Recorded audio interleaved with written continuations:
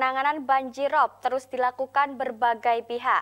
Selain penanganan dampak banjirop di setiap desa yang terdampak, pemerintah daerah Demak juga berharap percepatan penanganan banjirop jangka panjang juga dilakukan oleh pemerintah pusat.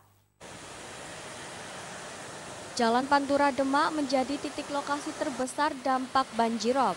Bahkan setiap hari jalan nasional yang disebut urat nadi perekonomian ini kerap lumpuh, macet hingga belasan kilometer hingga mengakibatkan kerugian baik pengendara maupun perusahaan.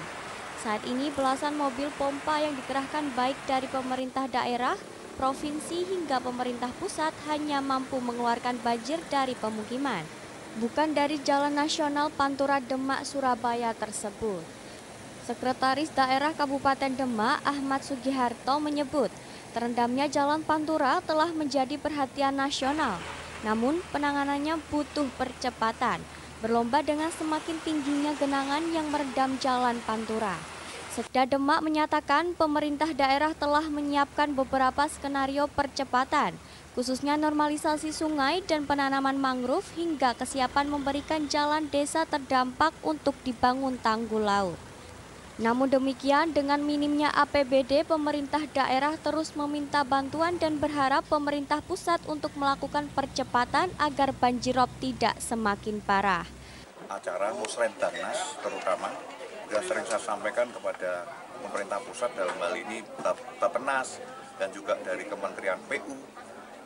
Ini Demak kalau tidak segera ditangani oleh pusat, ekonomi Pantura akan lumpuh.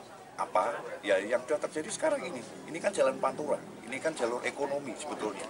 Nah ini kalau nggak ditangani ya bisa-bisa ini bisa menghambat perekonomian yang ada di Pantura.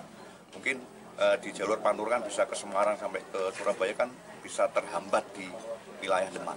Inilah yang kita khawatirkan. Ini sudah sering kita sampaikan dan semoga menjadi perhatian pemerintah pusat dan kondisi sekarang yang ada.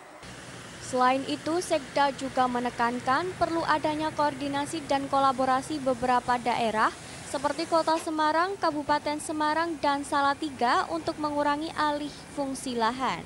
Dengan harapan sedimentasi tidak turun dan berhenti di Kabupaten Demak yang menjadi hilir.